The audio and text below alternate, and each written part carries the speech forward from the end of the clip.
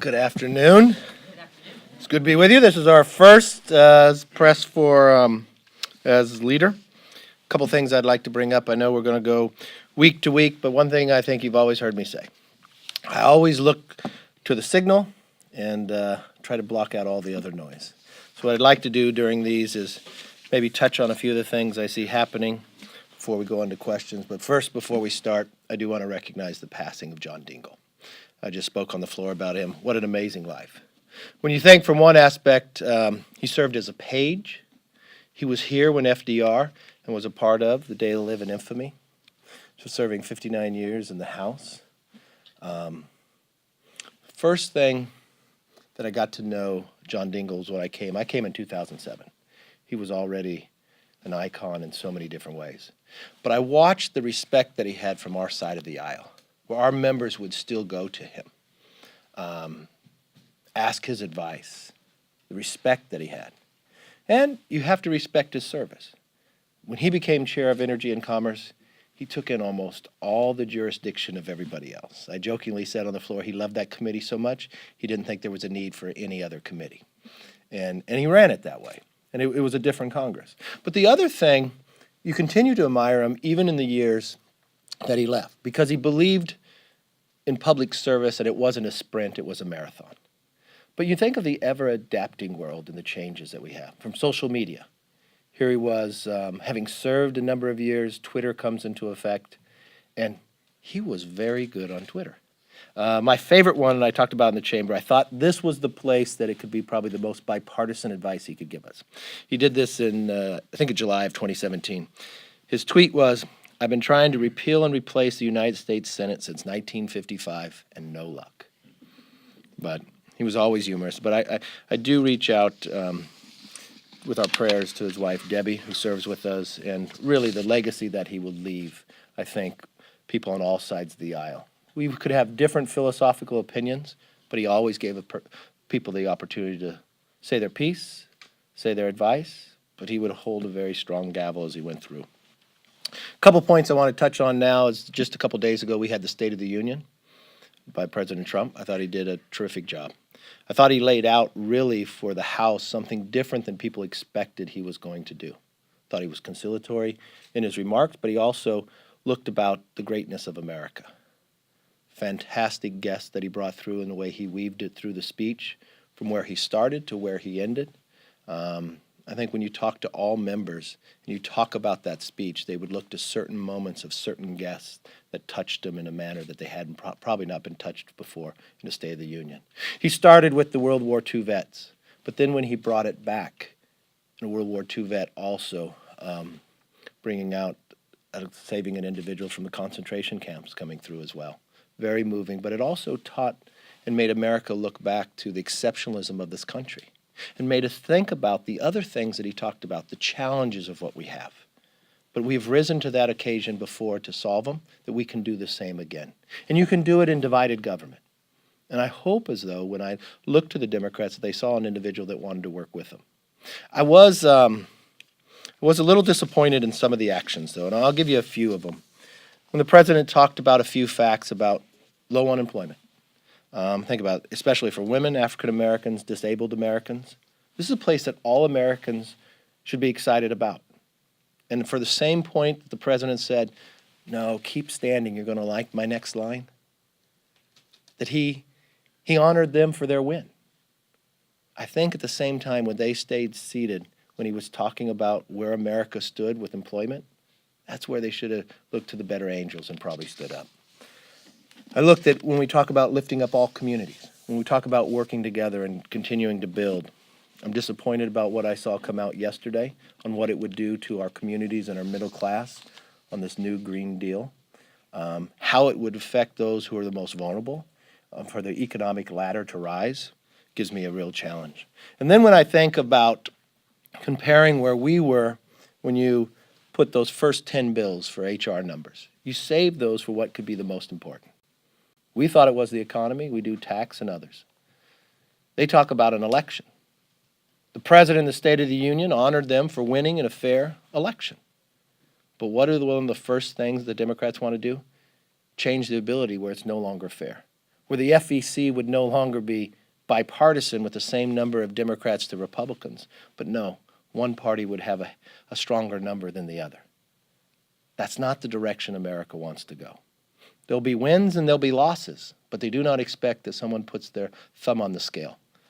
And those are the differences and the challenges that we have. But I still believe that we can make a difference in a bipartisan way. We have a challenge right now as to our appropriation bills going forward. I'm hopeful we'll come to a conclusion. We need to this weekend so we can vote next week. Talking to a number of Democrats individually, it's amazing of how many of them say, I'd like to solve the border security and I'm for providing more money for barriers. Unfortunately, their leadership seems to keep saying no. So this weekend will tell us a lot about where we're going, but I'm hopeful next week we can get this all solved and continue to move forward on our next challenges. Let me stop there. Yes, ma'am. Mr. Leader, the negotiators on the conference committee say that they're making a lot of progress. There is talk of barrier funding. You've talked to the president a lot. Are you confident that the president will get behind a deal, even if it includes funding for a barrier but not for a wall? I can't say what the president will and will not do, but in my conversation with the president, I know he wants us to find a legislative solution. He wants us to work on this, and I have heard some positive talk. I just have not seen the actions on the Democrat side. We did a bipartisan CODEL down to the border. They will talk about more money for a barrier, but then they want to put more restrictions not to be able to use that. I think that's more of a challenge of going forward. But I do believe at the end of the day that we'll all be in the same place. We know at the end of the day we want the president to be able to sign this, so we will work together to make sure whatever we bring out there that the president would be supporting it. Do you see if this deal does come together, kind of a coalition of, people in the middle, Democrats, Republicans, but then it's the folks on the margins who can't support this because it doesn't veer far enough to that side. That's kind of the coalition that you have to put together. And if that's in fact the case, obviously the president probably has to take a hit on that, and Nancy Pelosi probably has to take a hit on that. I don't. The challenge would be to get that solved. The speaker would have to let the bill come to the floor. I don't see the president taking hits because the president is the one that has been working to find common ground. He's the one who made 4 different offers. So I think he's been more flexible in all the meetings that I've been in than any of the others. And remember, during these meetings where the president was flexible, where he'd looked to Durbin and Durbin wanted to change some policy of how you do asylum, and we do it back in Honduras and El Salvador, the president was open to discussing that. But much of the time, Speaker Pelosi said, I can't talk about anything until you open up the government. Well, now government has opened up. So there should be change in behavior on the Democrat side. There's some talk, but I haven't seen the actions yet. And to follow up, if they're going to get, as you say, they are in the majority, going to get Democratic votes, there's going to have to be a give to get those Democrats to vote yes. There's going to have to be something that they say, yeah, this is something that we support. Yeah, I cannot see Speaker Pelosi's belief that there'll be not $1 for any type of wall or barrier. I know many in her. Even you look at her number 2, Steny Hoyer. You go to her committee chairs. They say barriers work and walls work. They say provide the money. Own ag chair says give Trump the money. So I think really your question and the answer would be to it would really stop with the speaker. The speaker has the control whether she'll bring it to the floor or not. I believe if it came to the floor, there would be enough bipartisan votes for it to pass. Mr. Mayor, you mentioned the Green New Deal very briefly. Is it worth even expanding on? I mean, what do you think about it? Well, it's not in bill form, so it's hard to expand. I mean, Speaker Pelosi calls it the Green Dream or something. I think it has a lot of work to go forward. I'm really looking to, one, how do we keep our economy? How do we make sure our environment's protected at the same time? I think we could find common ground on that. It's interesting in this Green New Deal, all the buildings, all the homes will have to be redone, 0 emissions. I mean, I know a lot of people are talking about what do you do with animals, what do you do, and her own speaker's calling it a green dream. So I think there's challenges to it, even in her own conference with starting. Do you think, and again, a lot depends on these negotiations, but if President Trump, first of all, do you think President Trump may still declare a national emergency on the border? And if he does, and there's a measure to disapprove of that, what kind of vote would that be for you and your members? Would it be a challenge, or have they sort of, you know, they have, a lot of members are constitutional conservatives, so that might be an opportunity to break from the president. A lot of hypotheticals in your questions. So if I could take your question, tell me if I'm asking wrong. Could we come to an agreement and the president still declare a national emergency? Is that kind of the question? I think there's an opportunity. We could come to an agreement. I mean, we have the power to come to an agreement where I think the president would not agree to a national emergency. I think that's what the president said in the State of the Union. Do your job. You have the ability to do it legislatively. The president said, okay, I'll open up government because you said you'll discuss it once it's open. So now's our opportunity and window. But the president also said he has a responsibility for the safety of all Americans. And I don't think anybody questions his legal authority to declare a national emergency. So he's giving us the opportunity that he does not have to go there, that we can solve this legislatively. I think the question about whether he does it or not is the outcome and the work that we achieve in this. So I think if the Democrats do nothing, he still has to do his job to protect us, that yes, he could do that. If you did that, you could bring a vote up for a bill. The president would have to sign or veto that. I don't see any way that that would get overridden if it was vetoed in any shape or form. So I think it's really on the members in the House and the Senate to solve this problem legislatively and not put the president in a position to have to do that. Yes. You mentioned the State of the Union moment when the Democratic women were standing up cheering, but not for other things, and it sounds like it rubbed a lot of Republicans the wrong way. I know Liz Cheney said something similar. Is it because you guys felt like they were rubbing it in your faces, or was it a reflection of that this is just a sensitive subject for Republicans, obviously given the dwindling ranks of GOP women? No, I mean, I think you're mixing what we were talking about. It wasn't about women. The president wasn't, he was talking about where accomplishments in this country is at. The most moving moment to me was when he first introduced the World War II vets. You've looked at their age, you look at the frailty of their body, and not only stood the excitement of thrusting his hand up. I think they stood more than on the Democrat side. And there was so much in that speech that wasn't about a Republican or Democrat, it was about an America. And that's where we have to put politics aside. Why can't we all celebrate more people working and reaching all demographics? We should all be proud of that.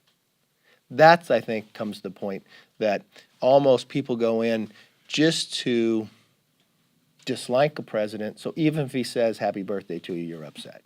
I think that's where we need to stop. Yes? If and when a deal to avoid a shutdown does come together, will you all need the president to come out publicly and support it before Republicans in the House are willing to get behind it? Well, I think Leader McConnell's been very clear that he doesn't want to move anything from the very beginning if it's not going to become law. And I think we're all in this negotiation in the process. The president took the speaker at her word that if he opened up government, she would be willing to work on these other issues. The question's still out there. Will she do that? So I think it's good for the entire country that whatever we pass becomes law, so we're not back into the situation before. So it would be, in my opinion, right that we know where the president stands before we vote on these bills. Why put the country through something like that? Yes, sir. Mr. Leader, you and your Republican colleagues have directed a lot of fire at Ms. Omar and Ms. Tlaib and Ms. Ocasio-Cortez recently over their comments on Israel, accusing them of anti-Semitism. And Democratic leadership has not responded to this in any reasonable way. Your comments on that, and also, do you think that it is possible to be critical of the government of Israel and their policy choices without being an anti-Semite? It's possible, but I think the language they are using is wrong. And I would say their leadership is wrong for not standing up to it. There's situations in our conference where a member does something that is wrong.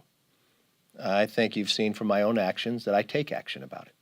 I watched Speaker Pelosi at the very first weeks where you had another freshman, stand up and say something about the president that I thought was unbecoming of a member of Congress from any side of the aisle. She said she wasn't in the censorship issue. when a member on our side of the aisle said something, they were very clear about what they thought should have happened. We took action on our own side. I think when they stay silent, they're just as guilty. Do you see these cases as being directly comparable to the Steve King case? Yes, and more so. And I think this will not be the end of this. And if they do not take action, I think you'll see action from myself on ways that this cannot sustain itself. It's unacceptable in this country, especially when you sat back and you thought about and you listened to what this country went through in World War II. The things that people put up prior to getting that point were nowhere near anything like that. But why stay silent now? Have we not learned from the mistakes of the past? Have you not, in a leadership position, have a responsibility? I believe I have a responsibility with my own members and others. And I believe I took that action. I would say the same for is there. And not just with the speaker. I think everybody in that leadership that stays silent. And if you follow what these congresswomen are saying and doing, even to some of the other members on the other side of the aisle, like Lee Zeldin, and the attacks, that's wrong. And it should stop. They have a window and opportunity to say something, they have not. Yes? Just following up on that, can you elaborate on how long that window of opportunity is before you would want to take action and what kind of action that would look at? Look, I won't say ahead of time what we'll do, but this is what they are doing to me goes across, and if it's acceptable, it will only grow. I've watched some of these actions take place on campuses. I've watched some of these actions take place to others. We have a responsibility to stand up, but if it is allowed to happen in the halls of Congress, it will only perpetuate the problem and grow to something much more than we would ever desire it to be. I think the window has passed. If you cannot take action when you first hear the words of what they said, then you are susceptible to supporting what they are doing. I mean, Thank you all very much.